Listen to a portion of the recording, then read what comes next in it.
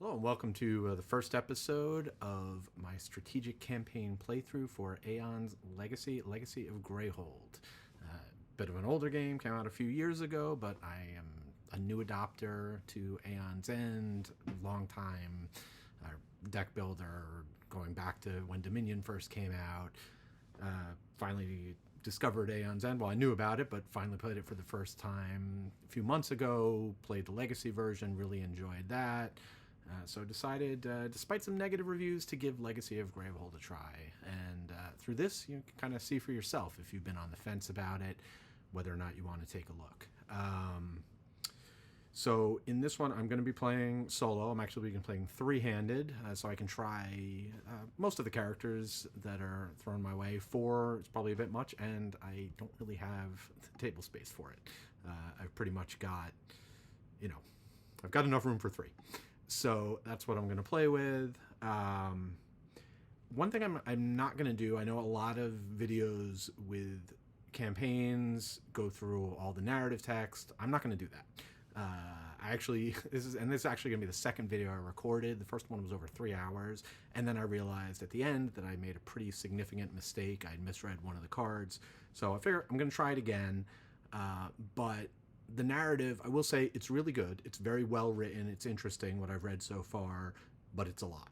And really, this video series kind of focuses on the strategic choices you make during the game to kind of maximize your play.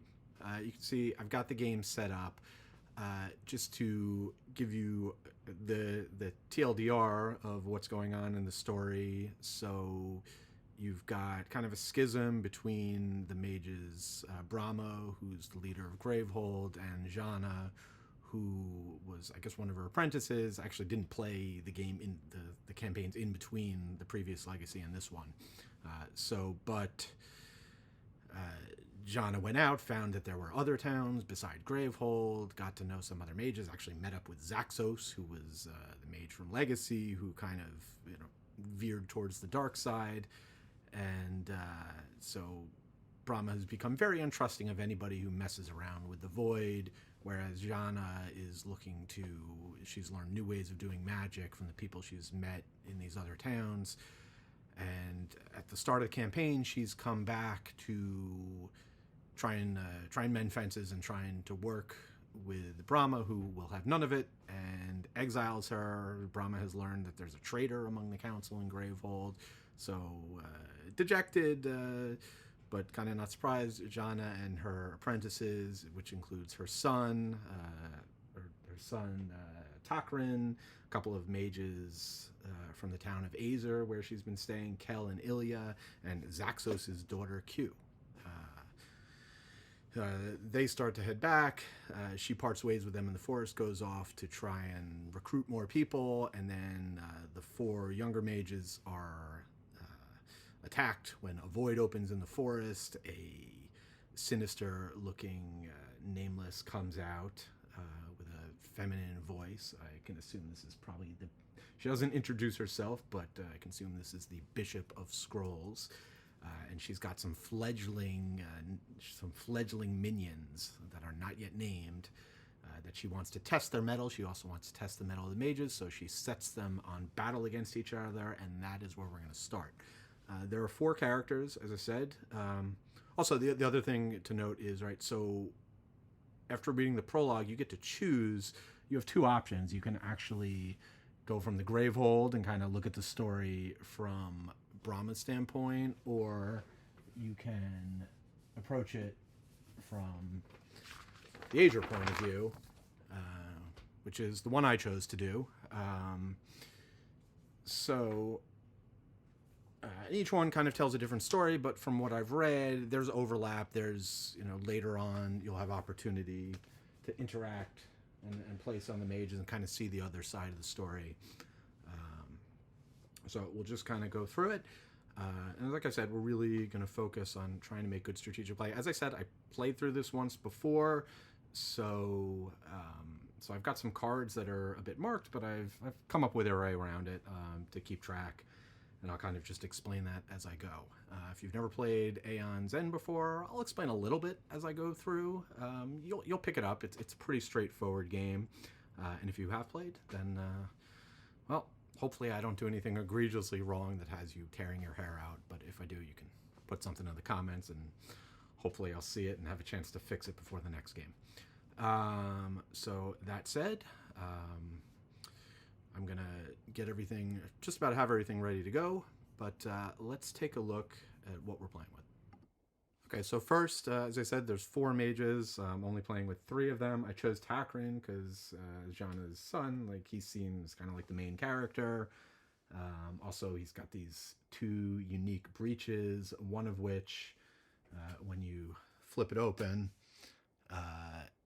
is going to give you more Aether when you cast a spell from it. That's going to go up based on the top card of the discard pile for the Nemesis deck. And then he's got another one, Special Breach, that does more damage but can potentially do up to +3 damage. So that seems pretty cool. And he's got a special ability geared towards opening breaches. And then Kel and Ilya, who are from Azer, are kind of they're a paired set. They share their abilities. They work together. So it would seem wrong to break them apart. So Q doesn't get into this game, but maybe if we play with this group of mages again in a future game, we'll take a look at her. Next up, just quickly run through the cards in the supply pile. We've got gems, a Nebula Shard, gain 2 or gain 1 for each spell you cast during your casting phase. So not really going to come into play until later in the game when you're able to cast. This is the big mistake I made. I was doing it and. So I was generating way too much Aether, and I think that wrecked the integrity of the game. But it's your basic, as you build up your deck, being able to generate more Aether, get more expensive cards. The Irradiated Jewel cost 4, gains 2. You can have it gain an additional. You have to look at the top card of the turn order deck, and if that's a player card, then you're going to trigger the new mechanic. This is one of the new Legacy of Gravehold mechanics. We would then mark off one of these overheat spots, and if we mark both overheats, then Gravehold is going to suffer 3 damage. That, of course, is permanent and will be in effect for the rest of the campaign, as long as we're using these particular cards, though any cards that are marked go to the bottom of the deck, so you have to buy your way down to them. You certainly wouldn't want the negative ones, but you might want the good ones, something which have boost. So like the Leviathan Shell gains 2, but if you play 2 or more gems or relics that cost 3 or more, then you get to boost it. So you check 1 off, and once you've checked it twice, well, either way, in this case, you're getting an additional 1 for each boost. So potentially this could be producing 4 right from the get-go. That one's a bit tougher to get going. Then we've got the Shifter's Cloak, which I actually marked off twice. I'll just fill in the circle completely to show that I've marked it. So again, boost it twice, focus any player's breach, and if you manage to open a breach that way, then you get to boost it, and if it's fully boosted, you can cast any player's prep spell doing an extra damage. So obviously I was using that last game when I tried it, so we'll try that again. The Lightbringer Star. It's expensive, costs 6. You can players can destroy 2 cards in hand, so we got a little bit of deck thinning. So one thing I'm sad I'm not using Key here, because she actually has an ability that lets you destroy cards, but which I, as a deck building connoisseur, know is always a helpful thing to be able to kind of trim the fat out of your deck. But we are not playing with her. Going back to this card, you could also silence up to 2 minions. If you've never seen that mechanic before, silence stones look like these. They just shut down a minion for 1 activation. And last but not least, I can destroy it to remove a fire token from your location from the map. So that's a new mechanic, also for Legacy of Gravehold. There's a map, which maybe I'll show you later, but we're going to keep track of fire tokens and fire bad. So we'll try and get rid of those. If you get 10 fire tokens, you lose, and it says in the rule book that the fewer fire tokens you have, the better your rewards at the end of the game. Going over to the spells, we got for 3, Aether Ripple, deal 2 damage. Each ally gets an Aether token, also something you may not have seen before. So you just give them that token. It lasts, they have to use it on their next turn, but it's basically an extra Aether. So that's really nice. Douse, a good 3 damage for 4, and late game you can destroy it to get rid of fire tokens. 2 more to go. We have Backfire, costs 5 and deals 4 damage. You can lose a charge to get it right back to your hand. Very nice. And last but not least, for a whopping 7, we've got the Paradigm Flux. Remove up to 2 shield tokens from minions. Always good. Those are a pain in the butt. Then deal 5 damage. So those are our supply piles. For setup, we are going to be drawing 3 cards off the top of this nameless deck. There are 9 total, and if we ever run out of those, I mean, if there's a discard pile, we shuffle back in, but if we run out, bad things happen. There's a lot of text. Let's just try and avoid that from happening. We'll try and keep our eyes on them. So I'm going to draw off the top one. So when you reveal it, you do the immediate effect, which is to name it. Of course, now we've got these unnamed minions. I could have come up with some crazy fantasy titles, but it just felt appropriate. We're dealing with minions, so this one we're going to call Kevin. Kevin does not actually have a name yet. What's going to happen is every time his persistent ability goes off, we're going to put down a letter. There's spaces on the card, which I covered over because, I've got the card sleeved so I can write on this little sticker. This is my, again, second go. So, once he's fully filled out to Kevin, we're going to have to read a card. Something's going to happen. And if you know this game, then you know that's not going to be good. So, but we're going to be revealing the top 3 because we're playing a 3-player game. So we've got Kevin, we've got the minion Stuart, and they vary. So Stuart, had to come up with a 6-letter name. Here's another 5-letter name, which is Jerry. So we have Kevin, Stuart, and Jerry, and they all have 3 health. All right, Gravehold's got 30 life. The boss has 50 life. As per usual, when I play on End's End, I'm not even going to think about the boss as long as there's minions in play. Especially these guys, they don't do anything other than being to grow up their name. But I can just imagine that bad things are going to happen if they get fully named. So we're going to try and deal with those as quickly as we can. Keep them from getting out of hand. Again, you have to, because if you run out of minions, you could potentially lose the game. I'll go through the special cards for each of these, what makes them unique, and their abilities as it comes to it. We'll just quickly running through. Basically, Takran's ability, and it takes 5 charges, is 3 times you can either rotate a breach or have an ally. So you could do your own or your allies, and you can have an ally prepare a spell. So you get to do that 3 times when you trigger that off. Kel's ability is wacky, but pretty powerful when you can get it to work.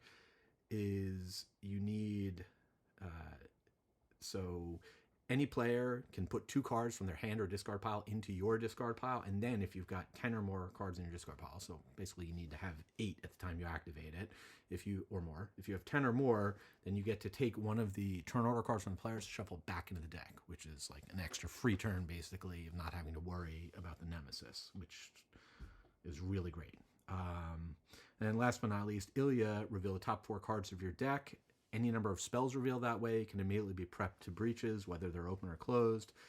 You can put 2 in each spot for this turn, so you can really load up on spells. And because of the nature of Aeon's End, where you never shuffle your deck, you always know what's in your discard pile. You can, with some careful planning, you could potentially get all 4 spells at the top. So we'll see if we're able to pull that off. We've got the wild token, which I'm going to start on Ilya, and it'll just move its way across the table as it shows up. So whoever's got the wild token is going to get to go twice during that trip through the turn order deck. Speaking of which, let's see who goes first. I'm going to shuffle these up, and then I'll just roll a die to say which is going to be number 1. And let's try and get it to actually stay. So I rolled a 1. So 1 will stay on top, and that will be the turn order, and we will kick things off with the Nemesis. Wonderful. Okay, so you can't really see it too well, but I've gone ahead and I've marked the first letter of each of these. So we have Kus and J. So not too imposing yet, but again, I imagine they will be. And then drawing off the deck, we have a Chaos Orb. To discard, spend 6, power 3, unleash, Gravehold suffers 4 damage. All right, not great. Unleash, I definitely don't want more of these guys coming out. So will I be able to get 6, though? That is going to be tricky. We'll have to see if there's any clever machinations we can do. But that is the first Nemesis turn. Now we are going to reveal another Nemesis. Well, what are you going to do? So I'll put another letter on each of these. A token will come off here. And then we are going to get... All right, Rend. Unleash. Gravehold suffers 1 damage. Any player suffers 2 damage. So I'm going to take that damage on the only person I see from here who has healing. Kel has a spell that lets her heal 1. So we'll do the 2 damage to Kel. Gravehold took its 1. Unleash. We have to reveal another minion. And this one is going to be Phil. That's a 4-letter. So there we go. All right. Let me just mark things up, and then I'll take my first mage turn. Okay, going first for the mages is going to be Kel. All right, so Kel's going. I know I've got the next 4 turns. Ilya's going to go twice. Takran's going to go once. Kel's going to have the best chance of going before the Nemesis next turn. So what I want to do, and I can afford 1 Nemesis hit, what I want to do is I want to set Kel up to be able to generate 6 on her next turn, which I think I can actually do. I'm going to prepare Split Soul to her open breach. Deal 1 damage. If you're Kel, gain 1. So that's going to give me 1. So then I just need 5 in hand. Again, one of the nice things, Aeon's End, I know that in my deck the next 4 cards are crystals, and then there's a spark. So I'm only going to want to draw. So what I'm going to do is I'm going to hold on to a crystal. So I'm only going to draw 4 cards. I'll have 5 crystals in hand. And then I will be set up, cast this to generate 1, play the 5 crystals, and I will be able to hopefully get rid of that. So I'm left here with a spark that I can't really use because I don't have any open breaches. I could spend 2 to focus that breach, but I think this is where the synergy between Ilya and Kel comes into play because Kel's got 2 open breaches. So I'm going to play the Entangled Tourmaline. Both Kel and Ilya have one of these. So I gain 1, and then I can place a card from my hand into Kel's or Ilya's hand, and if I do, they place a card from their hand in your hand. So basically, we get to swap cards. Okay, so for Kel, we'll start with the Entangled Tourmaline, and we will trade a Spark over to Ilya, getting a crystal back. All right, I'm holding on to one of my crystals. I'll play these other 2. That gives me 3. Now, I think normally I would be just going up to build up my economy, but we've already got 4 of these minions in play. I don't want to fall too far behind, so I think I'm going to go ahead and take an Aether Ripple, which will also help with the economy for the others, as they'll each get a +1 Aether token. So that is going to be that. I'm then going to put that on top, along with 2 of those. Keeping this in hand, I'll then draw 4. 3, 4. And of course, hey, look at that, 5 crystals. All right, that does it for Kel. Next up, we have Takran. All right, so for Takran, his starting special card is the Warding Stone. Gain 1. The next time you focus or open a breach this turn, gain an additional 2. So what I'm going to do for him, I'm going to play that. I'll play my 3 crystals. That gives me a total of 4 right now. I'm also prep the spark. This should not be open yet. Sorry about that. I'm going to spend 3 to focus this better breach because that extra income will come in really handy. So 3 to focus that, which leaves me with 3, and I'll just go ahead. I'm actually, you know what? I'm going to get the Shifter's Cloak because I can pair that with his special card, which is going to get me 2 extra when I focus or open a breach. So, and eventually I'll get to the point where I can open them and use the special abilities. So, buy that, and make sure this is next to it, discard the rest, and that is it. We'll draw Takran's hand, and now we will go with Wild. So I'm going to pass the token now so I don't forget. Ilya's going to take the Wild turn. All right, so we got a couple spells. We'll prep those. Ilya does start with 2 open breaches. I didn't make that mistake. Has 3. Again, keeping with it, let's see. Yeah, I want to keep the damage going to deal with these, so I'm going to get an Aether Ripple. And that is going to be Ilya's turn. So then we're going to draw. And of course, now we know Ilya is taking her next turn. All right, so now Sacred Heart is Ilya's special. So this is what I was talking about before, about Kel can gain life. Deal 1 damage. If you are Ilya, deal 1 additional damage. Or deal 1 damage if you are Kel, gain 1 life. So at some point, I will probably pass that over to Kel later in the game, but for now, that's going to deal 2 damage. The Spark is going to deal 1 damage. That is going to let us take out, well, let's start with Kevin. So, sorry, Kevin, you are not going to be fully named today. Of course, there's a decent chance he will come back later, and then we're going to have to deal with him as we cycle through that deck. But for now, at least, that is 1 less threat. I'm shuffling the player order deck, but I haven't taken the rest of Ilya's turn. We're going to prep 2 Sparks. I've gotten Entangled Tourmaline if I wanted to pass something, but at this point, I think what I'd rather do is go ahead and get a Nebula Shard for Ilya. So that'll take care of that. And now, flip her deck over. 1, 2, 3, 4, 5. That is the end of her turn. Now we can shuffle up the turn order deck as we go into round 2. And so it's a 6. So 1, 2, 3, 4, 5, 6. Oy, Nemesis. We were really hoping we need Kel to go here before the Nemesis goes again. So we're going to get some names. We're going to take a token off. And we're going to get this card, which is Disorient. Unleash. Any player suffers 1 damage and discards a card in hand. If that card is a gem, Gravehold suffers 2 damage. Okay. All right. I had Takran take the damage, or I had Takran, well, take the damage and discard a Spark, because I do not want to be dealing damage to Gravehold if I can avoid it. And that was, I got 2 good spells here with Ilya that I don't want to get rid of.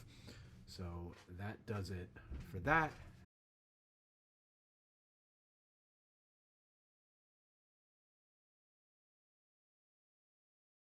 Now, all right, we need Kel to go before the other Nemesis comes up, and not Kel, but Takran, who's got 4 to spend.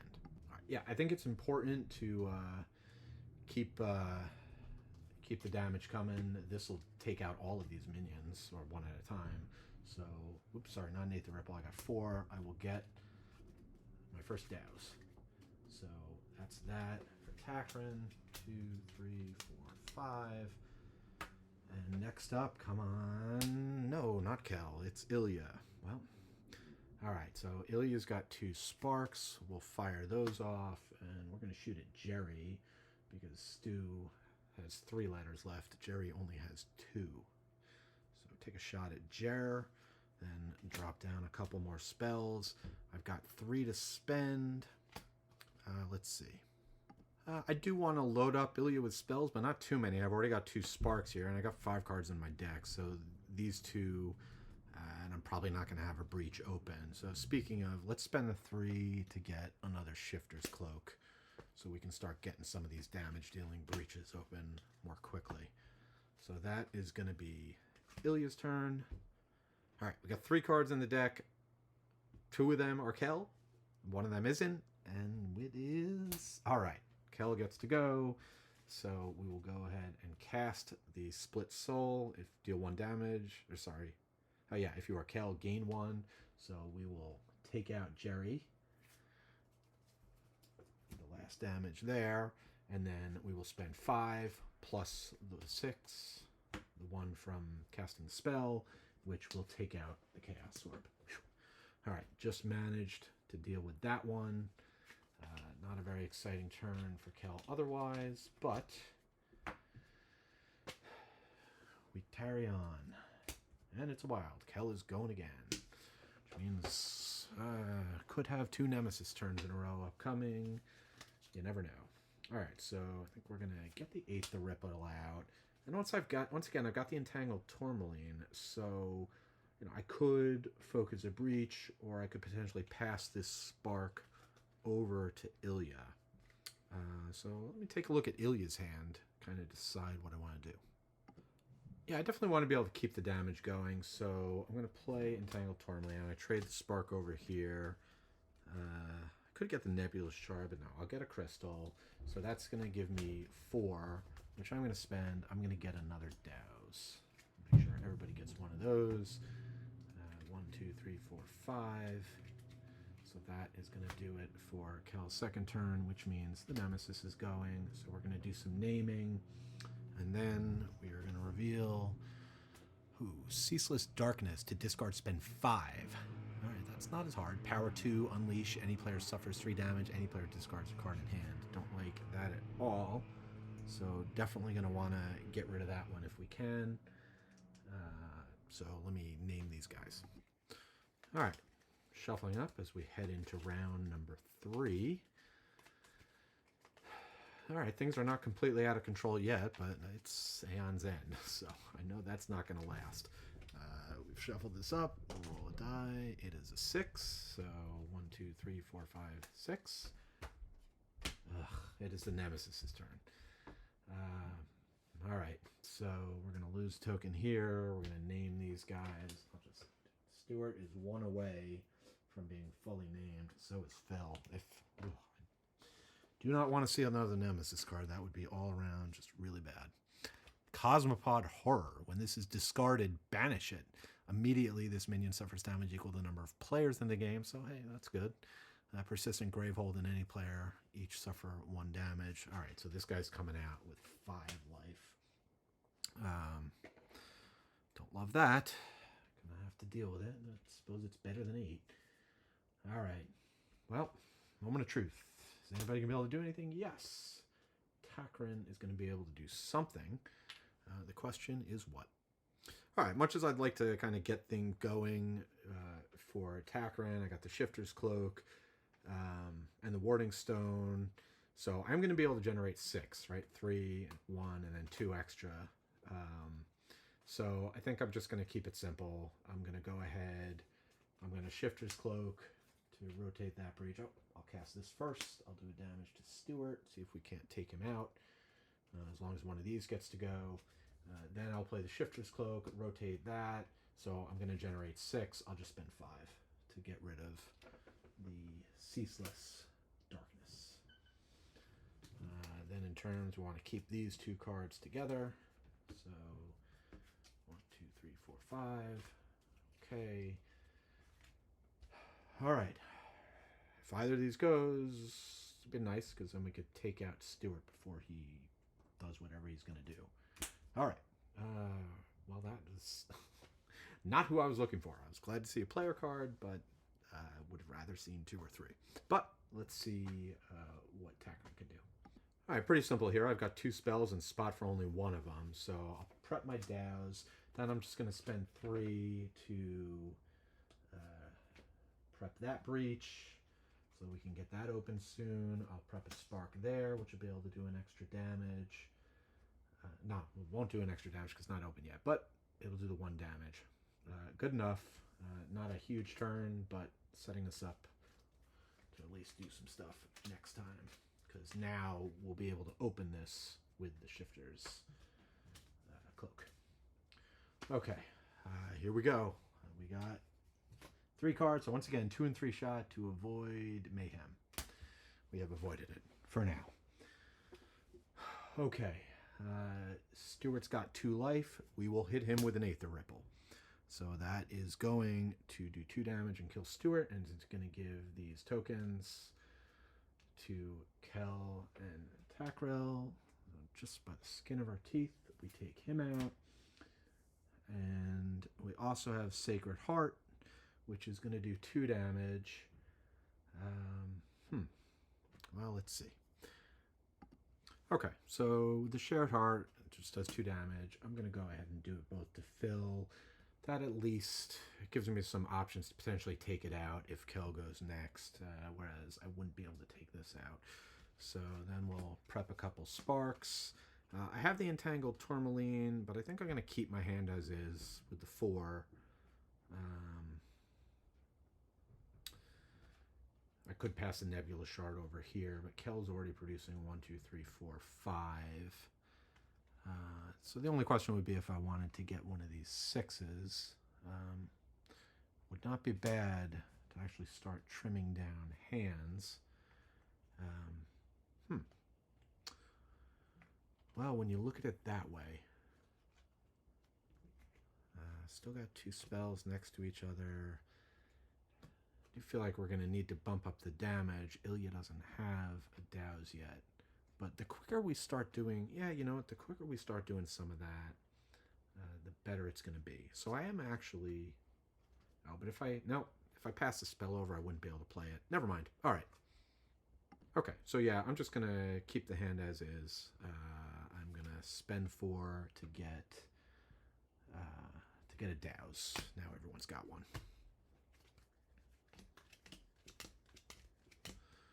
Okay, we're definitely going to need to get another breach open and start getting her up to 3 spells. But first, let's see what we got. Oh, look at that. It's Kel.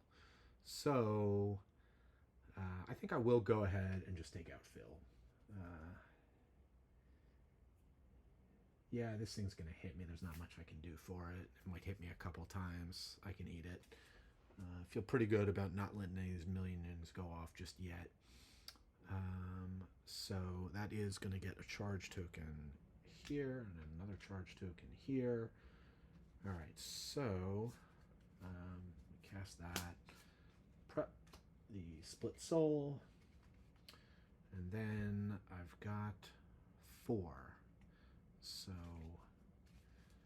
I think time to start increasing some production. Let's go ahead and get an irradiated jewel. Oh, no, I've actually got 5. So that being the case,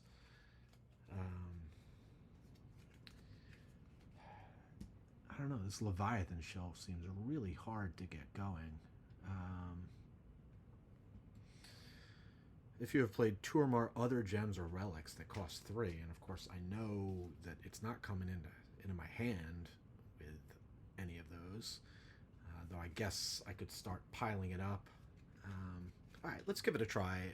I didn't buy any of these last games, so see if we can't figure out a way to make this work.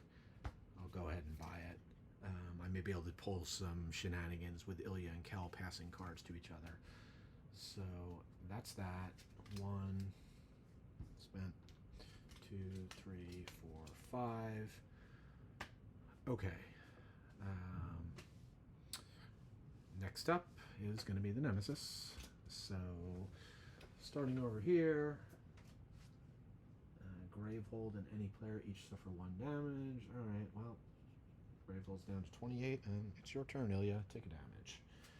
And we have another 1 card. Impending Immolation. To discard, spend 6. Power 2, unleash. Gravehold suffers 3 damage. Add a fire token. All right, well, I'm pretty sure I'm going to be able to generate 6 over there. But will she get, or will he get a turn before this fires off? Who knows? But that is the end of round 3. All right, once again, keep it honest. There's 4. 1, 2, 3, 4. No Nemesis. No, it is Ilya. Okay. So Ilya just throw a couple sparks at this guy, start getting him down. Need to be able to spend 6. Don't think Ilya's going to be doing that. I will drop a couple of these. Then I'm going to play Shifter's Cloak, focus any player's breach. So I'm going to focus this breach, which will open it. Then, if that breach is open this way, boost this. Okay, so that's Shifter's Cloak. Now I've got 3 to spend. I think I'm just going to go ahead and focus a breach, start getting that going. Okay, that does it for Ilya. And that is going to bring us to Ilya. Okay, go again, sure. Let's see. At this point, sure, we'll throw 2 more damage on this thing. What are we talking about? Spend 6. That's not Ilya's bag. 1, 2, 3. Yeah. All right, so now I'm looking at 3 spells, so I'm going to focus this again so that I can play all 3 spells.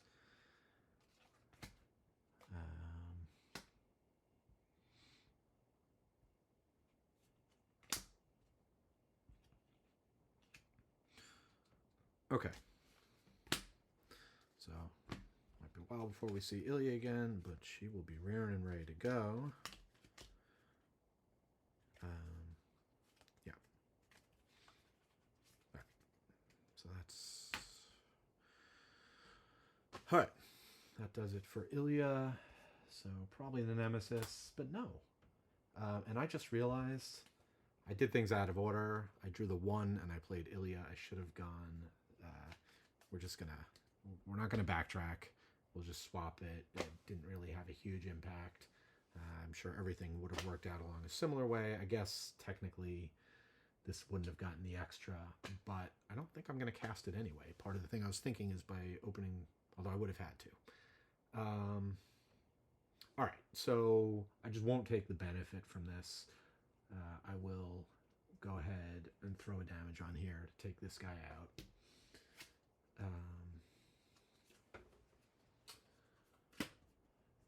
And then, like I said, I'm pretty sure I can produce the 6. Nothing else had a bearing on that. I do have to play the Dows. I don't have to play the Dows. Yeah, I'm not going to. I'm going to save that in case... there's no reason to play it now, and if a minion shows up and I want to knock it out, I'd rather do that. And if not, if I need the open space, then I can just... I guess the disadvantage is I'm not shuttling it through my deck. Let me see how the rest of my turn... Oh, and I have Spark, which I can prep to here. So, I've got 1, 2, 3. I'll be up to 5 with the Shifter's Cloak. It would be nice if I can open a breach and start marking this. So, unfortunately, I am not, once again, not in a position to do that. That was trickier than I thought. Okay, but what I can do is I can play Shifter's Cloak, go ahead and focus this, so then Ilya on her next turn will be able to open it, and that'll actually be the second mark on there, so that's good. Then we did focus or open a breach, so we gain additional 2, so 1, 2, 3, 4, 5, 6, 7, so no problem. We'll take that out for 6, and 1 goes to waste. Again, you can't save these tokens from turn to turn. What order do I want to go here? I want to keep these cards together. 1, 2, 3, 4, 5. 1, 2, 3, 4, 5. 1, 2, 3. Yeah, I'm just debating if I want to throw down, if I do want to cast that. Just no, I think I'm going to keep it out for now. All right, less concerned about the boss, more concerned about being well prepared to deal with whatever comes my way. There's an unexciting hand, but well, maybe we'll focus some breaches. Okay, or maybe we'll try buying one of these. Either way, that's that. Minions are coming. Hey, double minion we are facing. All right, so Kel's got the double turn coming up, but I think what I'm going to do with this Entangled Tourmaline, we're going to trade a Spark over here. We're going to get a Crystal. It's going to give us 4, which I can spend to get an Irradiated Jewel.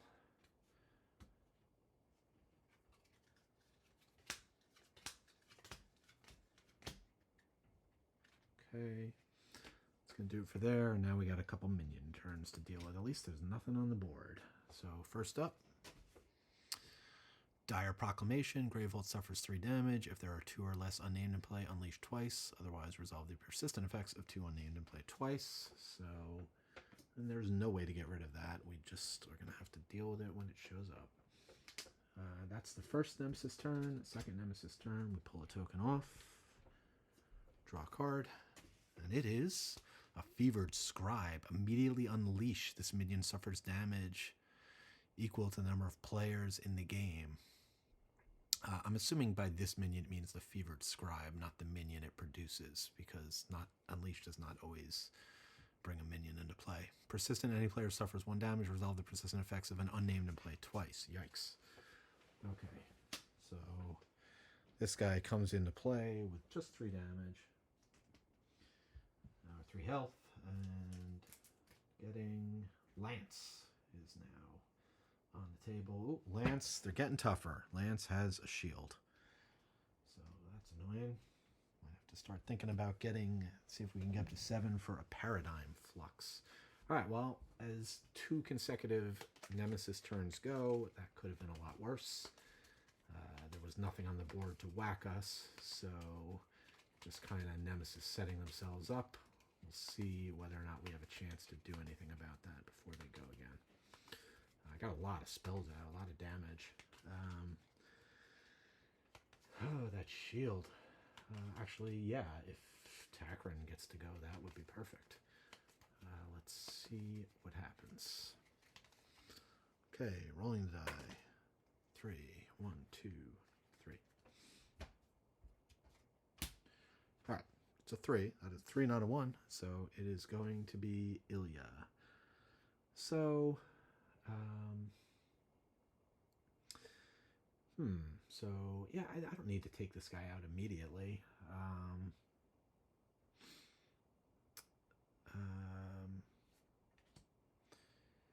All right, well, we definitely want to play Dows. Deal 3 damage. We're not going to destroy it. That's an endgame thing. And plus, we don't have any fire tokens yet, so that's good. 3 damage to the Fevered Scribe. So you did not even get a chance to do anything. Then we're going to have to play this. Deal 1 damage. If you're Ilya, you deal 1 additional damage. Unfortunately, that's a waste. So we take out a shield. All right, I'm going to deal with the Aether Ripple, the 2 damage to the boss, because I have a plan. All right, I am then going to play the Entangled Tourmaline, and I am going to do a trade. Let's see, 1, 2, 3, 4. 2, 3, 4, 5, 6. Yeah, let's get one of these. I think that'll be fun. Oh, we can also get one of these. All right, no, I'd rather start getting some deck thinning. We'll get the big spells later. All right, so then we are going to pass Spark over here in exchange for the Aether Ripple. No, as it turns out, well, I can have the extra anyway. Because what I'm going to do then is I'm going to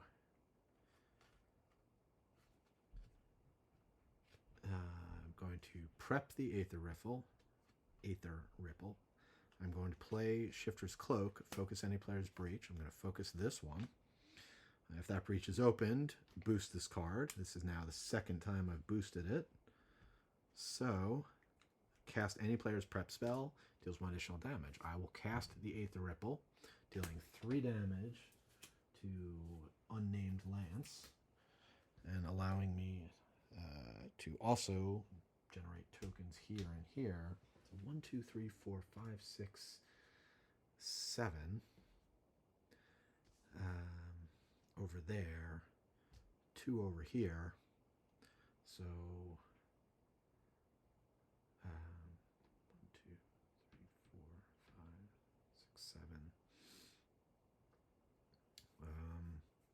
Yeah, I'll just grab a charge for her with these 2. I'll prep the Spark on the open breach that deals +1 damage. And 1, 2, 3, 4, 5. Okay. Next up is the Nemesis. So take this off. Power 2. Gravehold suffers 3 damage, down to 25. We're still at level 1. There are 2 or fewer named in play. Unleash twice. Alright, so we've got Chris, who's 1 shield and 3, and Henry, who's 1 shield and 3. So, alright, so a little bit bigger, but at least they haven't gotten huge. That's a positive for now. So that's the Dire Proclamation. These guys come out, and then... Okay, consume. Unleash. Any player suffers 2 damage and discards a card in hand. If that card costs 2 or less, add a fire token to your location on the map. We actually haven't pulled out the map yet, but for now I'll just track them elsewhere, and we'll figure it out when we get to the map part. Alright, so Unleash. We have drawn a 4-letter one. And of course, it's that most famous minion of all, Bob, or in this case, Blob. And it's a bit of a bleed on that, but here you go. Nice big blobby looking guy. So we got him in play with 3 health. Alright, I'm going to have Ilya take the 2 damage and discard the Nebula Shard. She wasn't going to have a big turn anyway, and I don't want to mess with either of these 2 turns, because I think I'm going to start pivoting a bit. Okay, so that's dealt with. That's the Nemesis turn. Next up is... Alright, it is Kel. Okay, well, Kel is able to produce a total of 7, 2 from the tokens, 3, 4, 5, 6, 7. It's going to be tricky getting the Leviathan shell working, but if we are going to have any chance of upgrading it, we're going to need a relic or a gem next to it. I mean, I could just spend 7 and buy a couple of gems, but I think having 7 right now, I'm going to go ahead and get the lightning staff. Try and figure out some way to... Oh, before we even do that, sorry, getting ahead of myself, I do need to play Dows for 3 damage, and Blob, we hardly knew ya. Take that one out. Okay, so then we'll do that. We'll prep that there. Okay, 1, 2, 3, 4, 5. Next up is the Nemesis again. Alright, so we're going to get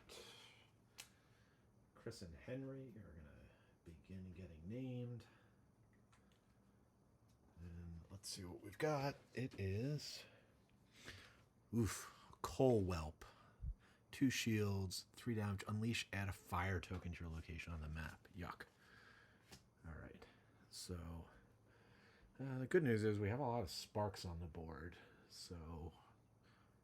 which are good for knocking down shields. Really want that Paradigm Flux. Maybe I should have bought that. Well, I will have an opportunity coming up. Let's see how it goes. Wild is going to be Kel again, so we'll fire off the spark to take off one of those shields from the whelp. I think what I'm going to do is I want to get another one of these breaches open and start building up some spells. So I'm going to 1, 2, 3 Entangle Tourmaline. I'm actually going to pass the jewel over to Ilya and just grab a crystal, give me a total of 4. We'll prep this, and that's going to allow me to pop open that breach. Okay. 1, 2, 3, 4, 5. Okay. And last but not least, it is going to be... Oh, what I say is Ilya. It's Takran. Alright, Takran's got 7 to spend. First we have to deal some damage. Actually, Takran's got more than that. We are still in 1s. So deal 1 damage to the Coal Whelp, and then 3 damage to the Coal Whelp. Nice that we were able to get rid of that thing before it nailed us too hard, or at all. So I do have 1 extra, so I actually have 8 to spend. I do kind of want to do some deck thinning, looking at the Lightbringer staff, but I think at this point I really need to start building up some spell power. So let's grab one of those Paradigm Fluxes and just burn the other one. So that's that. Okay. So I'll have to see who is going to go next.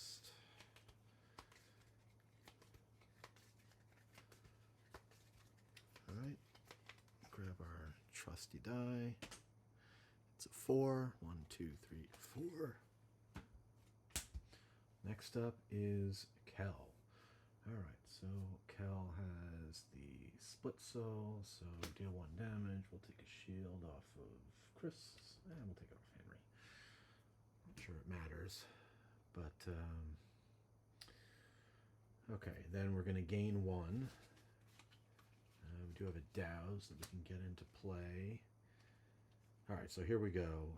Lightbringer Staff. Not worried about silencing minions. Certainly don't. There are no fire tokens. The players collectively destroy up to 2 cards in hand. So that's the direction I'm going to want to go. So let me figure out what I'm going to buy and who's going to get to destroy some stuff. All right, I think knowing Takran's got a couple turns coming up, let's get a little bit more aggressive here. Start thinning that deck. So we'll banish. Or not banish, but we'll destroy 2 crystals from Takran, so that's that. And I've got 3 to spend. I've got a couple breaches open now, and I don't have a bunch of spells here, so let's grab another Eighth of Ripple, throw that down. Kel is going to draw. Well, yeah, I didn't even get close to getting that, but all right. Didn't quite work out. All right, 3. Ilya is up with a 2 damage dealing spark, so we'll take. Let's see. Yeah, Kel's not going again anytime soon. Boy, we don't really have a lot of spells out there.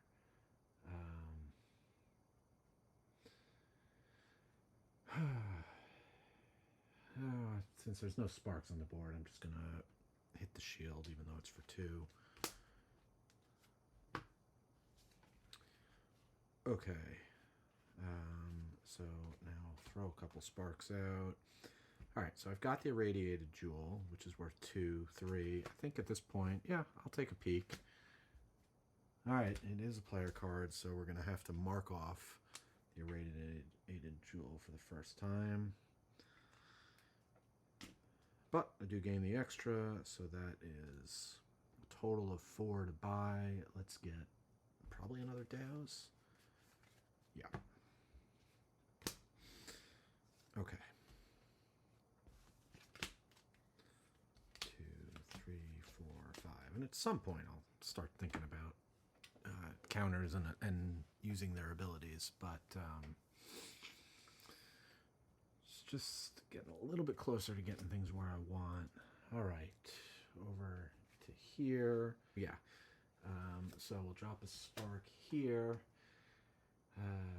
Unfortunately, I keep not setting it up so I can open, but we'll play that for 1. We'll rotate that, start getting that open maybe. So I'm focusing a breach. I don't get to prep a spell. I don't get to bump this up. But I do gain 2 more, so I've got 3 to spend. And I do need... I'm going to need some production since I'm starting to get crystals out of here. So we'll take one of those. 1, 2, 3, 4, 5. All right. Nemesis are coming. Oh boy. Yeah, so we're going to have 2 Nemesis he's in a row. I guess I should have done the 2 damage to 1. But, all right. So let's see what Takran can do. All right, well, I could be in for a bad stretch here. I could have 3 or even 4 Nemesis turns in a row. We'll just spark one of these. Then I do want to be able to cast everything. So let's spend, what have I got? 1, 2, 3. Just burn 1. I'll focus that. All right, and then we'll just throw everything out. 1, 2, 3, 4, 5. All right, so let's go ahead, do the first Nemesis. Chris and Henry are getting a little closer to getting their names, and we are going to have, sorry for that, gotta remember to remove those. All right. Anoint. Unleash. Any player suffers 2 damage. Resolve the persistent effect of an unnamed in play twice. Yeah, so one of these is going to fire off. So unleash. Well, not necessarily, because we could. Yeah, we got Donnie. All right, so we will resolve Donnie twice. Any player suffers 2 damage. I guess we'll have that be Takran. Keep things relatively even. Still need to get that healing ability shifted over to Kel. Okay, so that was the first Nemesis turn. Now we're ready to do the second one. So everybody's going to get some more naming. They're all 3 out of 5. Hen and Don. And the reveal from the deck. Oh boy. Okay, let's see. As long as there are Devil's Pact, as long as there are at least 2 options remaining on this card, cross out the option you chose after resolving the card. So obviously, I already did this last game, so maybe I'll just stick with that. Gravehold suffers 5 damage. Any player suffers 5 damage, which I could do to Kel right now, and then just really try and get that healing back. Players discard the 3 most expensive prepped spells. Definitely wouldn't want to do that now. Unleash twice. The players collectively lose recharges. Can't even choose that. And I wouldn't want to with the unleash twice. So, yeah, I'll take the damage just because that's what I did last time. And also, like, I probably... Discarding 3 most expensive prep spells happens to be annoying now, but I feel like that's probably the least harmful, maybe, of the 4 effects. So I don't want to choose that one, because whatever's left after I cross other stuff out is going to be presumably this card for the rest of the campaign. All right, well, as things go for a double turn, that wasn't terrible. The question is it going to get terrible? Because now we gotta shuffle up, start what I guess is now round 7. Can't believe we're still in the ones. That is a big deck. Also can't believe none of these things have been named yet, but we've been through them all. So now when they come out, they're already partially named. I think it's only a matter of time. Oh, we do need to throw a shield and some health on Don. Much as I would like to. I'll be able to deal with the shield. All right. I'm not going to leave the die here. I'm just going to roll it. It's a 1, so just keep the order as it is. Reveal. Okay. No Nemesis yet. We do have a chance. Let's see. So I got +1 Spark. Can take out Hen. And this Spark can pop this shield off. So that was timely. Okay. Oh, that would have been better, probably. But, all right. Boy, we got 4 spells. And you know what? So I have the Kel card. Maybe I just hold on to it and hope I get an opportunity to pass it over. So we will go 2, 3, 3, basically. Boy, going to be giving 2 tokens, Aether tokens. That's going to be awesome. 1 crystal doesn't do me any good. I'll just burn it. Draw 4. 1, 2, 3, 4. I did get the entangle, so I will be able to pass that over. Next turn, let's see who's next. It's the wild Ilya. You want to go again? Sure. Okay, so let's do this. Cast this to do 2 damage, but +1. So we take out Donnie.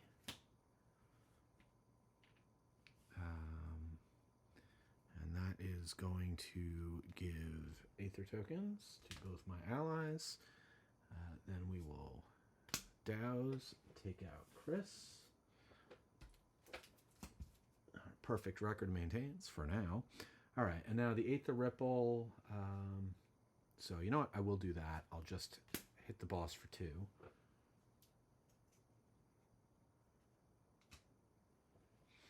And drop another token for both players. I had And that was just the spell casting. All right, so now, all right, I can only cast 2 spells, so that's worth 2, 3, 4. We will pass the shared heart over to here. Might as well get the spark back.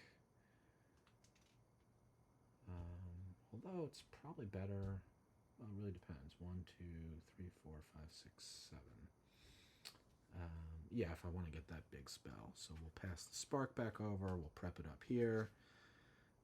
Now with the shifter's cloak. All right, so I'm actually looking here. I'm getting in good position to be able to use Ilya's ability. Because looking at my discard pile, the spark is going to be drawn next. But then I've got 4 or 3 of the 4 cards here are spells. So I think what I might do is just spend 4 to get a couple charges. With the shifter's cloak, I'm going to focus this one. I could open this other breach, but I don't want to cast any prepared spells right now. I'd rather wait in case some minions come out. All right, having done that now, let's see, how do I want to do this? Okay, 4, 5, and that is the end of Ilya's second turn. So Ilya's gone twice. Gonna be another minion run. All right, so might just want to keep that there for now. Yeah, this thing is really hard to get going. 1, 2, I think you'd have to really commit to it. The Leviathan, I mean. 1, 2, 3, 4, 5. Oh, I have the... Oh, I just passed it over, right, the card that gives Kel life. So, okay, definitely get that into play. For 5, all right, I do want to switch things up a bit. I want to get a backfire. I'll get a charge so that we can potentially get it back. So that's what we'll do with our 7. 1, 2, 3, 4, 5. And flipping... Nemesis, please. Okay, good.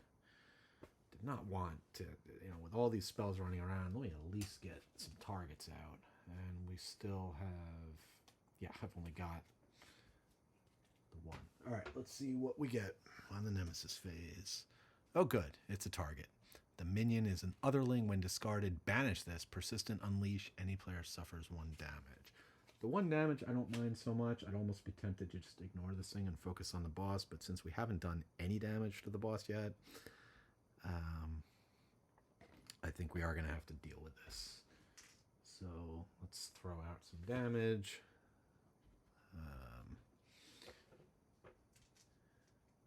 Okay. That's that. Very simple Nemesis turn. And another Nemesis turn. So unleash. Time to shuffle up the minion deck. 1, 2, 3, 4, 5, 6, 7, 8, 9. Good. I did not put any of them into the other discard pile. Unleash. Any player suffers 1 damage. We'll have Ilya take it.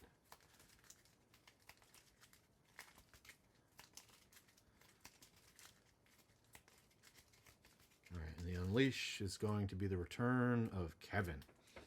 Haven't seen you in a while.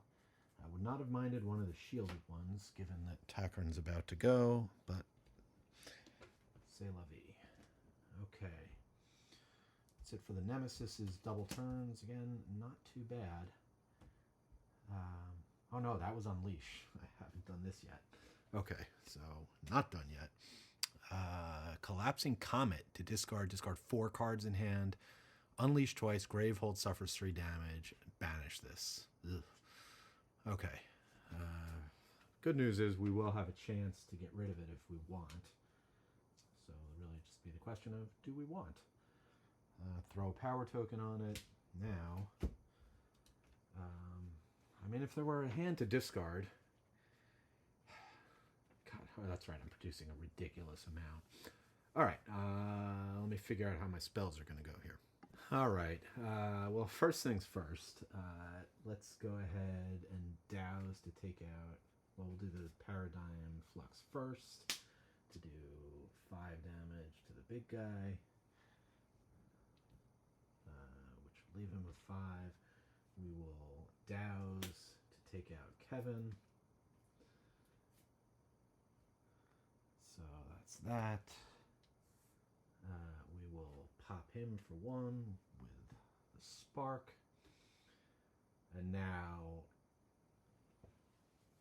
I produce 1, 2. We are into 2s over there. 3, 4, 5, 6, 7, 8, 9, 10, 11.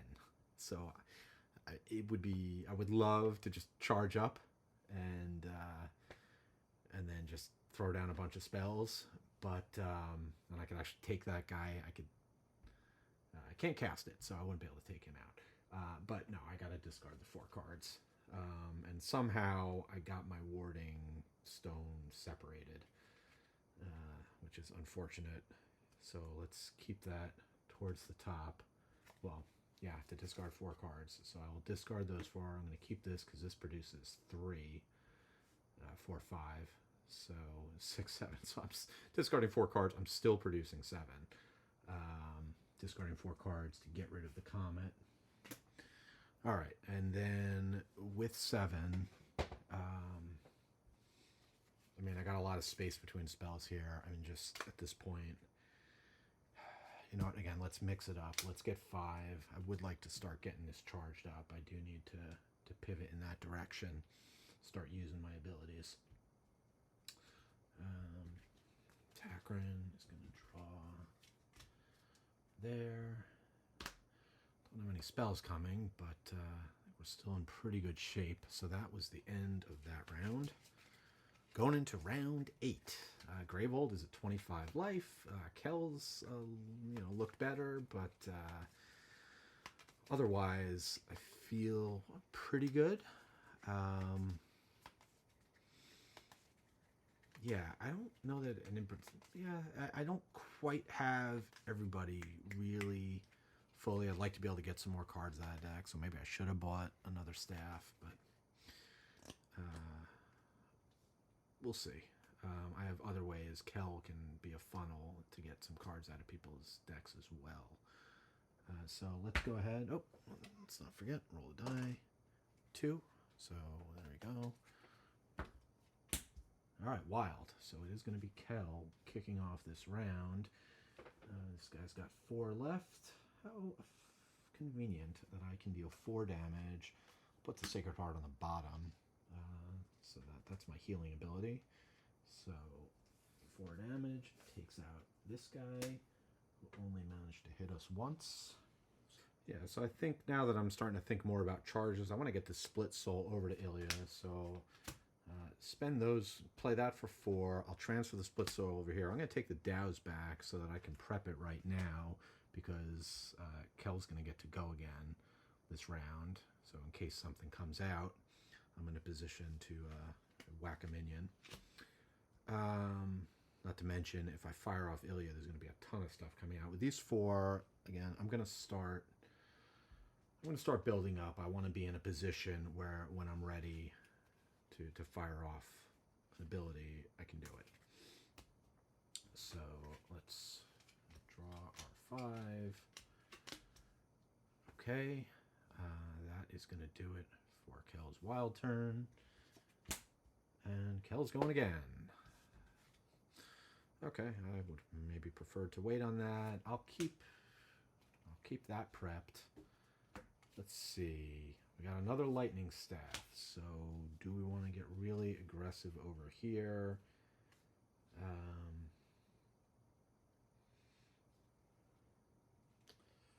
Maybe.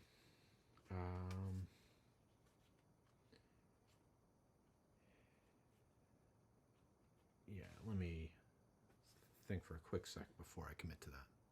Yeah, I think we're gonna pop two more crystals from Takrin's deck, so it's starting to make it really lean. Because this is producing for me. I should, and I've got other people feeding over these tokens. Sorry, not these. these guys. So I feel like I'm still going to be able to get stuff and do stuff with Takrin. I'm not, and this will just drive me getting the better cards more often. So that being the case, that's that. I've got 3 to spend.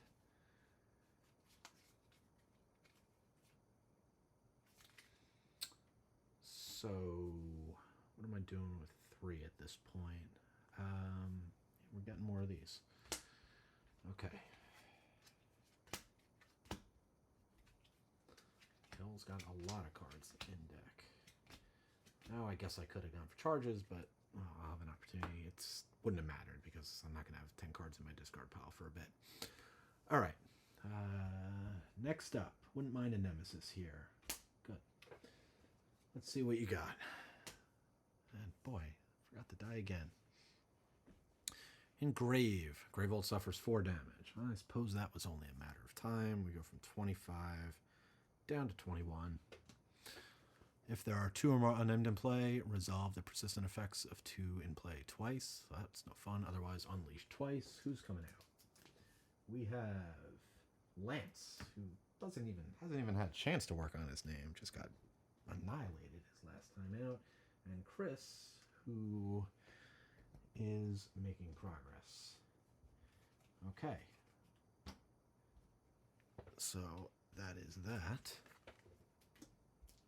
Next up is going to be Takrin, who's got a limited turn this time around. Just going to cast a couple spells. We have the Shifter's Cloak. Nobody's Breach is ready to be opened, which is too bad, because being able to cast a spell would be nice, but we can get this one almost there. So that's what I'll do. I have nothing to spend this round. 1, 2, 3, 4, 5. Nemesis again. All right. And Chris is 1 step away, but he's not going to last for long. Oh, sorry. We got to do this first. Okay, the Pale Reckoner. Immediately, this minion loses a shield token for each play in the game. Good. I saw those 4 shields and panicked for a sec. Any player suffers 2 damage, add a fire token. Yuck. All right.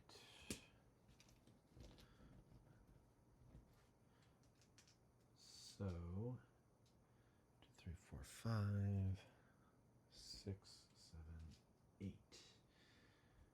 All right, last but not least for this round is Ilya, who can just deal 2 damage, but is going to be able to get charges. Yes. All right, so I mean, we're definitely going to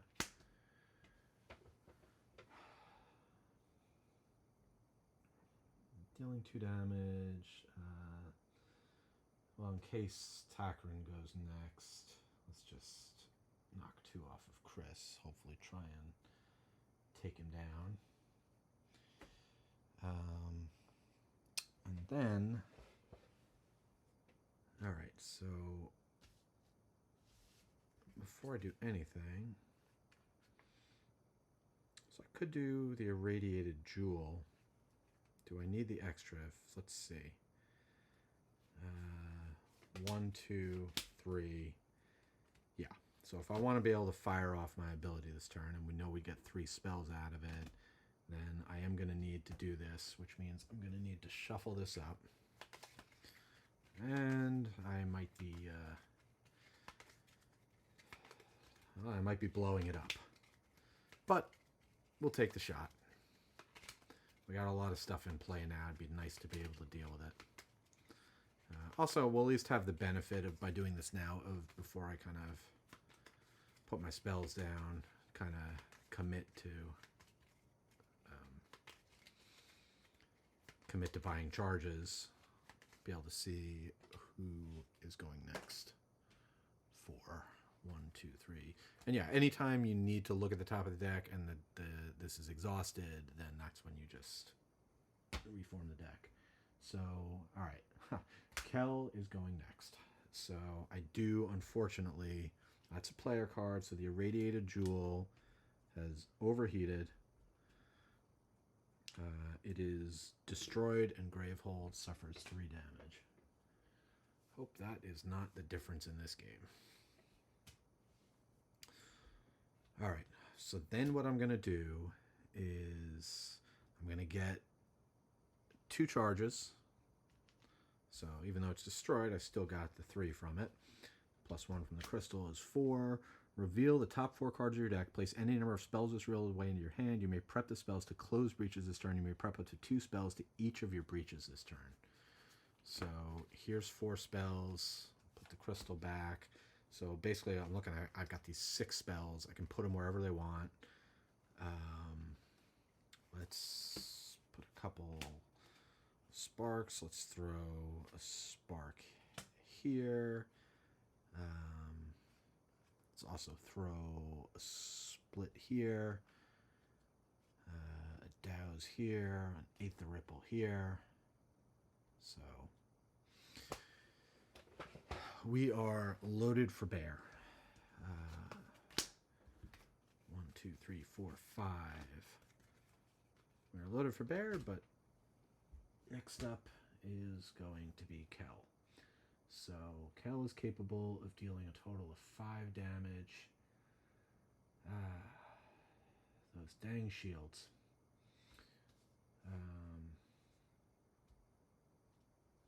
Okay. I am in a position to fire off my ability, but I don't have any cards in the discard, so now's the wrong time to do that. I mean, I will have 2, but still not enough. So it's just really a question. I mean, we definitely want to take out Chris before he has a chance to do too much damage. Or I should say, turn into something else. So that's that, and then we are going to get to dole out some of these tokens. I can't hold on to this forever, so we'll just pop the 3, although it's coming up with the shield removal. And there's a decent chance of it happening.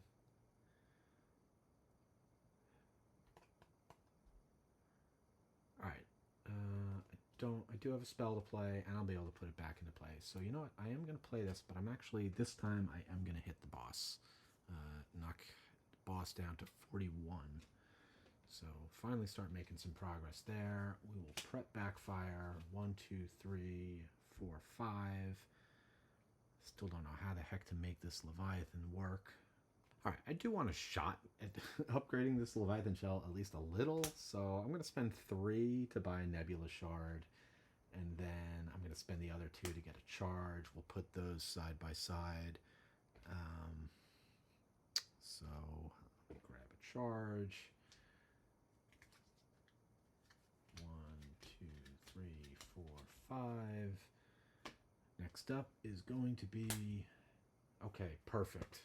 All right, so Takrin is going to fire off the Paradigm Flux, which is going to remove up to 2 shields from minions and deal 5 damage. So those are gone. And I don't mind Lance getting some names, but I do mind this Reckoner. So we will do 5 damage, plus the Spark is 6. I guess I had 1 too many tokens on here. All right, so knocking it down from 8 to 2. All right, I'm going to gain 2 extra from there. 3, 4, 5, 6.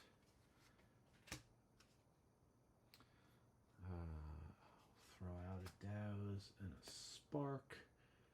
And with that 6, I'm just going to get 3 charges and start building that up. So I think I'm getting myself in a position where I'm going to be able to do some pretty good things. All right, discarding those. 1, 2, 3, 4, 5. All right, a lot of good stuff here. And next up is going to be the Nemesis. All right. Lance, working on yourself. Pale Reckoner, persistent. Any player suffers 2 damage, add a fire token. So it finally happened. We got a fire token. We'll do 2 damage to... Actually, not going to do it. Just in case there's a big thing or like somebody has to take 4 damage. That's still fine. I'll do 2 damage to Ilya. From 6 down to 4.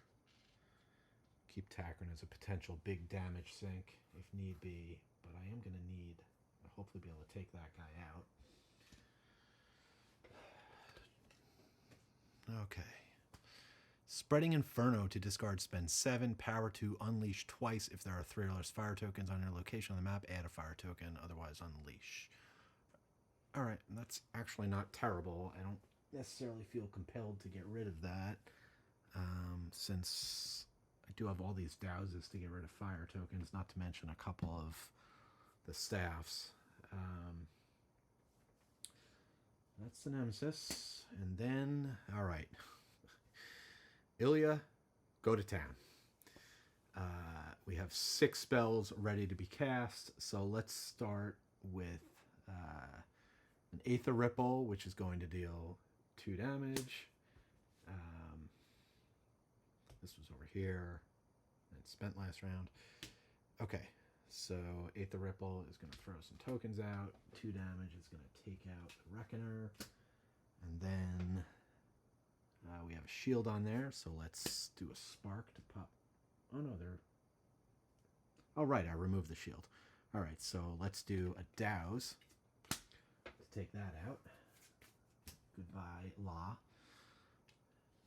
Perhaps one day you'll be Lance and a real boy, but not today. All right, then 1, 2,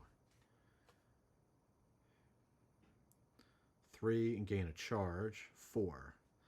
1, 2, 3, 4. And I gain a charge. 2 of these came off here, so actually 5, 6, which is going to knock the bishop down to 38. All right, we're making some progress. That was just the casting phase. And I do have a Nebula Shard. So this time it's correct. I'm going to gain 6 for this because I cast 6 spells. So 6 for that. And this is the amazing combo because now I have all these spells piled next to each other. So 6, 7, 8. Yeah, I'm going to be able to charge up. So I could also, like, I could take that out, but honestly, I'm going to be able, at least for now, I feel like I'm going to be able to deal with fire tokens, and having her be able to shoot off all those spells seems way too good. Focus any player's breach. If this breach is open this way, boost this card. This card is fully boosted, and this card is fully boosted. Now, yeah, I still want to boost this one, which has the 2 marks on it, but that's from last game. So this I have not boosted at all. So I actually don't want to necessarily open this breach, but let's start getting you towards getting another one open. So there's the Shifter's Cloak. All right, so we said this is 6, 7, 8. I could trade a card. Not going to do that. I'm just going to take the 4 charges. One change, actually, the one change, instead of prepping the Aether Ripple, I will trade it over to Kel. And grab that and then prep that. So, Nebula Shard coming after all those. Turn-line Shifter, it's Crystal. All right, let's pay attention.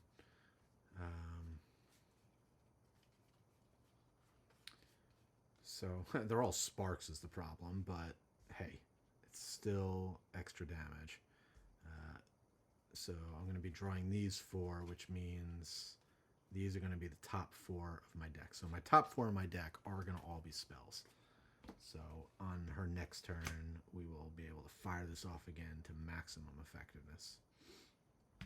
Boy, that was a really good turn. All right, Nemesis, pull a token off. I don't know why I put shields on this. Should be power tokens. Okay, so discard 3 cards in hand and suffers 2 damage. Yikes. Don't love that. Alright, so I think I'm going to have Ilya take the 2 damage, even though that knocks her down to 2, and she doesn't have the healing, but she just doesn't really need these cards right now. Honestly, I think I'd almost rather... Not sure. Yeah, let's do that.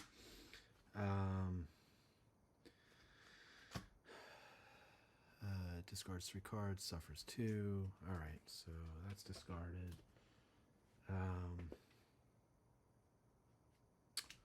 Alright. Wild, which is... oh, I thought it was going to be Kel, but it's going to be... Right, it's going to be Takken. I guess I actually knew that. Okay, so Takken... I keep saying Takken. Takken. I do want to deal with that, so I forgot this unleashes twice. I don't care about so much the fire token, but I do care about 2 more minions coming back out. So let's cast this, the Dows, for 3 damage to the boss, going down to 35, which is going to generate 2, and 3, 4, 5, 6, 7 if I open a breach. So, which I will. So, yeah, I'll keep the spark out there. Alright, so 1, 2, 3, 4, 5, 6, actually 7, 8.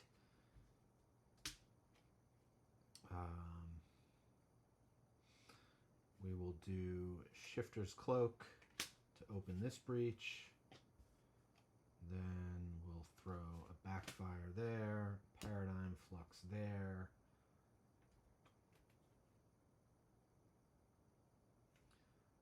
One, 2, 3, 4, 5, 6, 7, 8. More than enough to get rid of that. Okay, let's make sure we keep our Warding Stone. 1, 2, 3, 4, 5. Yep, doesn't matter, they're coming together.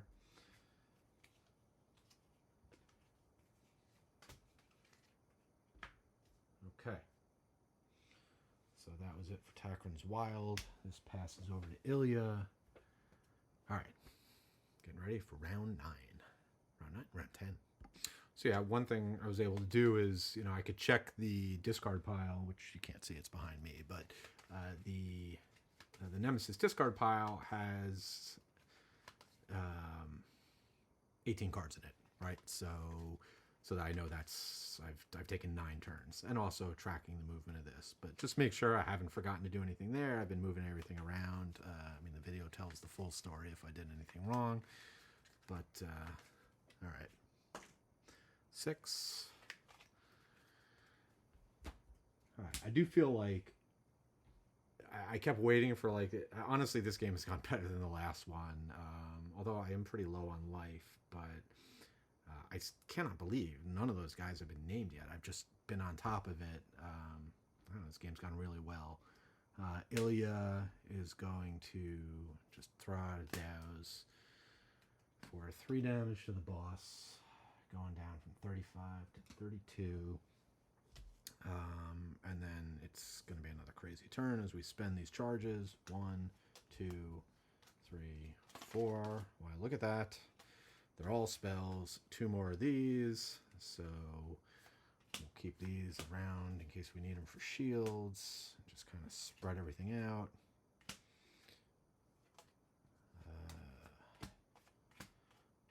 And prep all 6 spells. You may prep up to 2 spells to each of your breaches this turn. I could even prep to close breaches too. So I'm definitely I'm doing that right. I've just got the 1, so nothing to spend. Draw 5, 3, and once again, I got that combo where I'm just gonna be able to get all my charges back, which is insane. Okay, that was Ilya's turn. Next up, I'd almost rather see the Nemesis.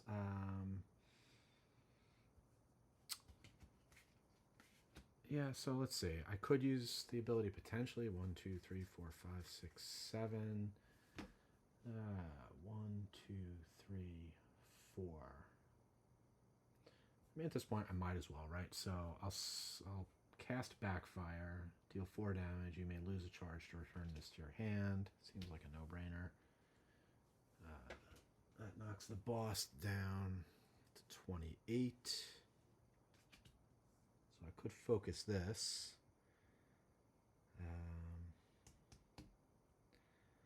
Yeah, that'll let me play all 3 spells, so I think that's a good idea. Focus that. I could trade a card if I wanted to transfer a spell over, but I'm not going to. Wow, Ilya has no spells. I guess it's because they're all out here. But we'll load these up.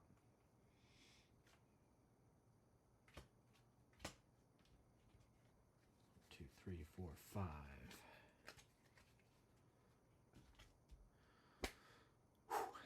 Okay. I mean, I feel like we're getting there. We got a lot of damage on the table and nothing out there to fight. Are we sure there's 2 Nemesis cards in this deck? This is like, I don't remember the game ever going this well. Takrin is going to cast this for 6 and spend a charge to get it back.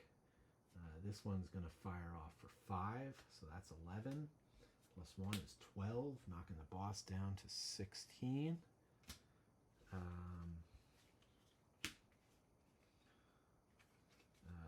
I've got 2 extra to spend. We'll drop a Backfire out. We'll drop a Douse out and a Spark. So I've got 1, 2, 3, 4, 5 to spend. We'll just get 2 charges. And could fire this off, focus any player's breach, or an ally preps a spell to one of their open or closed breaches. I can replete this 3 times. So, I'm just going to hold on to it so that I can get the Backfire back. Right, so, but instead of getting a charge, so I had 5, right? So 2 to get 1 charge. I'm going to spend the other 3. I'm going to get another one of these Shifter's Cloak, because I feel like, I'm starting to think ahead now. I feel like I've got a good handle on things. I don't think there's any way I can lose at this point. I think it's going to be over pretty soon. So maybe I get a chance, depending on how things play out, to bump that up again. 1, 2, 3, 4, 5. Okay. All right, Nemesis, what do you got for me? Memory Tithe. To discard, spend 7. Power 1. Any player and Gravehold each suffer 2 damage. Resolve the persistent effect. I'm not going to have to worry about that at the moment. Whoops. It's the Nemesis. Turn order deck. Nemesis again. Alright, so it is going off. So this time we'll take the 2 damage over here. Gravehold is down to 16. And there are no unnamed in play. So, next up. Alter Morpheme. Unleash. Any player suffers 2 damage. He's an 8. We'll put the damage out, but I don't know at this point. Well, let's finish it off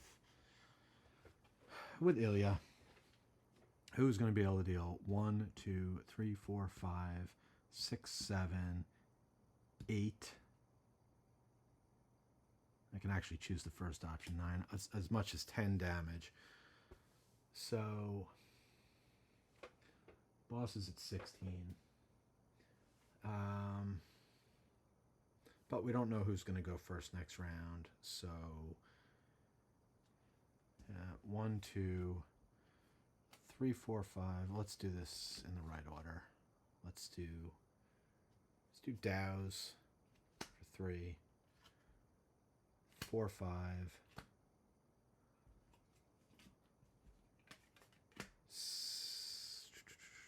6, 7, 8. We'll kill this guy just because we can. Then we'll do 1. We'll choose the top option. Deal 1 damage if you are Kel, gain 1. If you are Ilya, gain a charge. So we'll just do the extra damage. So 3 damage to to the boss, drops her down to 13. I cast 6 spells this turn, so that's worth 6. 7, 8. 7, 8, 9. I could actually trade a card. Sure, let me grab a crystal. We'll just send the Shifter's Cloak over there. So that's 10, and we'll charge up. And I don't even know what the top cards in my deck, but you know what? Let's just do it. I'm going to fire it off.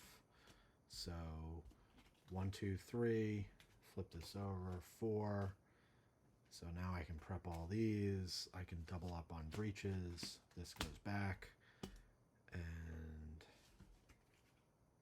then this all goes to discard pile. 1, 2, 3, 4, 5. Okay. Home stretch. Round 11.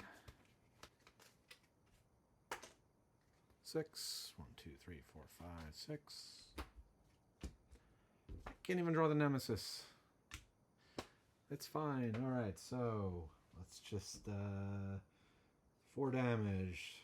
Pull a charge to get it back. 5, 6. Each ally gets more production. Deals 1 damage. 7. Heal a life. Boss is down to 6. Oh, I can just do that here. Lightbringer Staff, destroy this, remove a fire token from your location from the map. So we'll get rid of the fire token.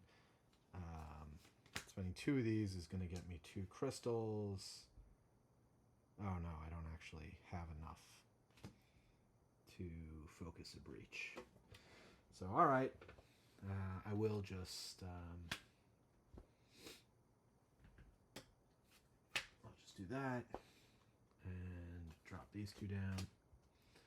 Thought I was going to be able to play a card this turn, but not quite. Alright. 1, 2, 3, 4, 5. Nemesis, what do you got for me? Ruin, unleash twice. Gravehold suffers 3 damage. Don't like that. Unleash twice, add a fire token. I don't like that either, but I like that. Not as bad. Sure, we'll throw out a fire token. Do have to unleash twice. Gone. And Fih. Nemesis again. Alright, well, it finally happened. One of the minions has named themselves. So it is Phil. We have to read E06. All right, so I got very confused with L2. I couldn't find deck L2. I think L2 means Legacy 2, so it's the second Legacy game, so it's just deck E. Okay, so it's actually E08. So write the name, Phil. If that name starts with a letter, it is contained in any player's initials. Well, I'm the only player. My initials are JRH, so no. We do not write a 2, otherwise write a 3. So, all right, so here it is. Phil, now fully matured, has bumped up to 5 health, and Gravehold suffers 3 damage is his persistent effect. We're going to take that. That's going to get tucked under here. And that was, we have not yet drawn a card. That was just triggering these. So then we will draw a card for this round. Unleash twice. Any player suffers 2 damage and destroys their most expensive card in hand. All right, yeah, now things could, potentially start to really... Well, anytime you get a double, right, there's going to be... It's not going to look good. But fortunately for us, we're not going to have to deal with any of this stuff. Somebody's going to take 2 damage, destroy their most expensive card. It's probably going to be Kel. Yep. Kel's going to take 2 damage, so we lose this douse. Okay. that was the Nemesis turn. Nemesis is done. I got 3 more turns. Do whatever we want. So, Kel will kick things off. Right, we've already drawn the wild, so everybody's going to go once. And we'll deal 4 damage to the boss. I'm not going to kill the boss just yet. I'm so close to finally be able to mark the Leviathan shell. It's not going to happen. I'm not going to game the system too much. I do want to get rid of that fire token. So I'm going to do 2 damage to Donnie. Donnie's got a shield, so I guess I'll do 2 damage to Bob. And let's put that shield out. All right, I'll spend a charge to put the backfire back out just because. 8th the Ripple, 1, 2, 3, 4, 5. Doesn't matter. Buy another Deus. Okay. 1, 2, 3, 4. And next up is Takrin. Takrin is just gonna douse the boss. For 3. I'm gonna destroy it to get rid of fire token. I guess hypothetically with the Shifter's Cloak, I could open a breach. Yeah, okay, so instead of dousing the boss, I'll kill Jerry. I'll spark Donnie, and then I'll backfire Donnie. So he's dead, just because we can. I'll just play... Yeah, I'll play the Shifter's Cloak to open this breach, which will allow me to mark this correctly. So I'll fill it out more. And that's it for that. Last but not least. All right, Ilya will go ahead and douse. We'll first kill that guy, then we'll douse the boss, kill him, we'll destroy that, get rid of the fire token. Oh, we already did. Hey, look at that. We have successfully defeated the boss. Went a lot better than I expected. Only one of these minions got named. I don't know if that means we're done with them. We're not even going to have to deal with the rest, which would be something. I'm going to go check out the prologue, see what changes are going to need to be made. I'll do that all off camera. I'll give you a paraphrase of the story, and I'll see you back in a bit. Okay, so I am back, having completed all of the post-game stuff. There was some instructions on the Bishop of Scrolls for the end of the game. Basically, you're going to end up between 5 and 7 upgraded minions moving forward. So we only had one that got its full name, but I was instructed to go ahead and do 4 more of those who had the most letters filled out. And if I had had more than 7, we would have discarded down to 7. So just to quickly run through. So now we've got Kevin. And all of these, their effects are variable based on the combination of letters or patterns or whatnot. So Kevin is going to do 2 damage to any player.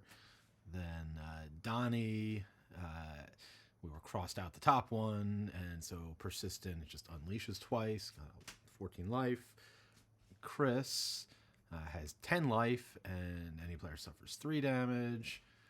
And Stuart, Persistent Gravehold suffers 2 damage and has 12 life. And of course, then we also had Phil that we upgraded, 3 damage to Gravehold.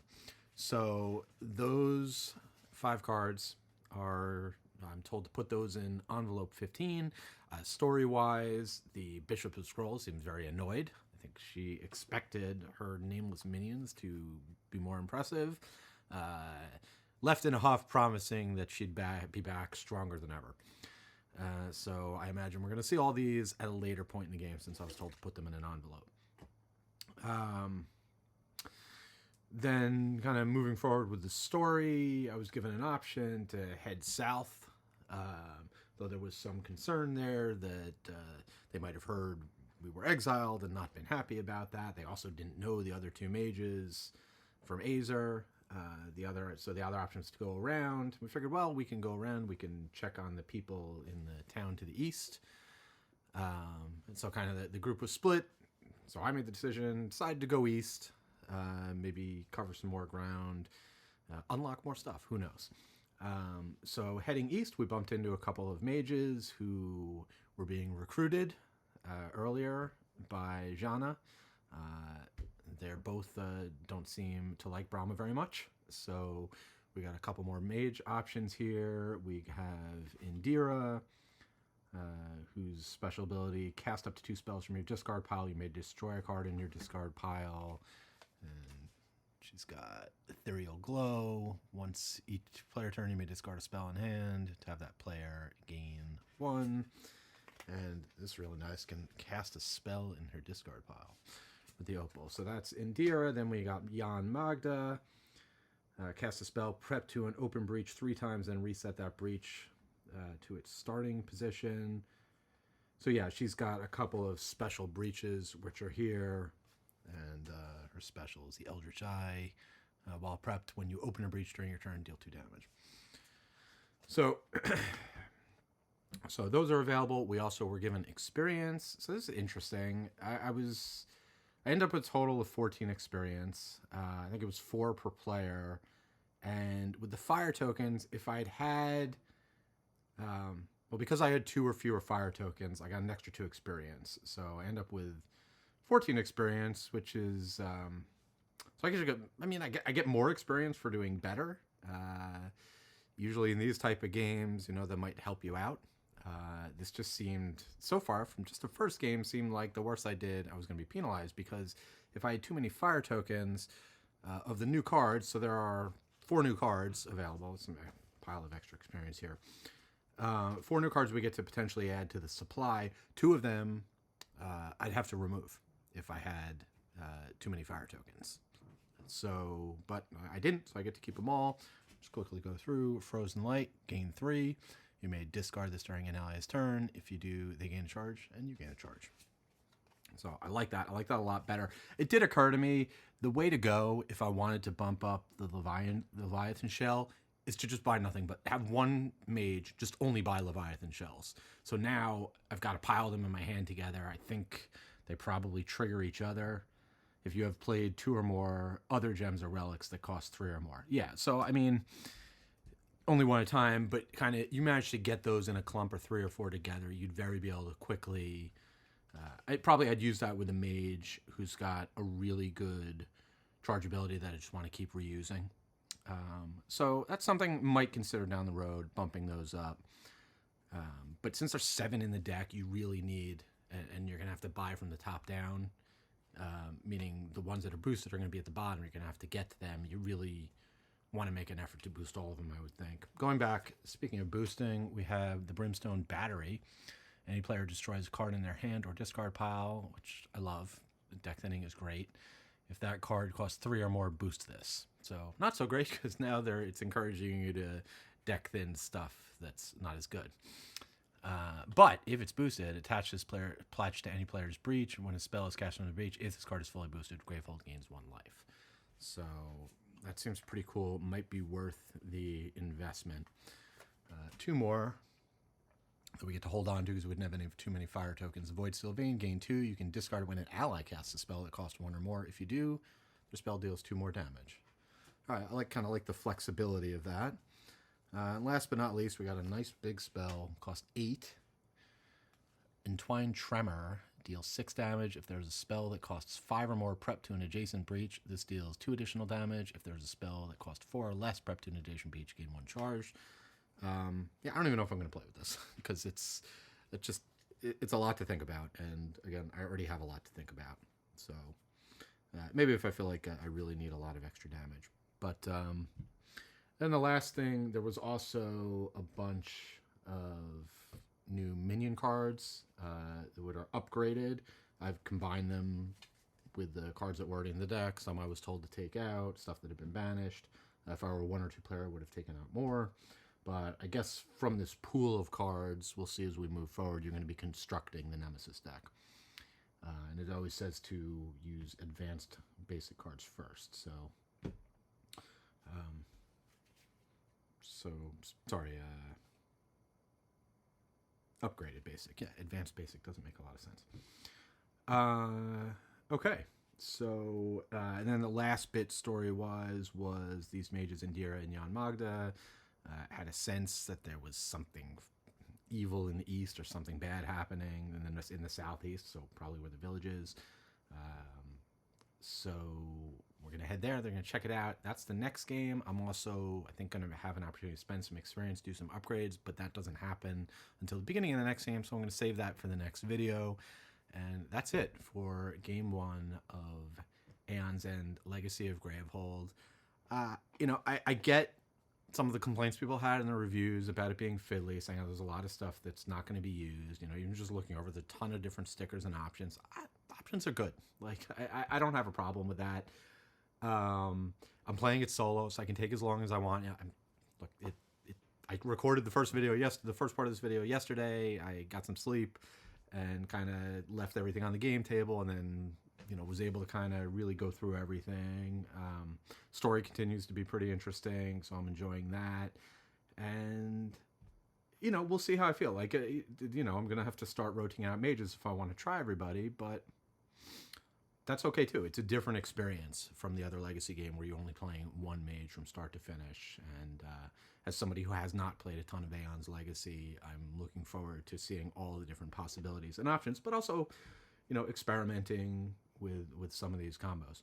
So far so good. Really enjoying it. Looking forward to the next game, and until next time.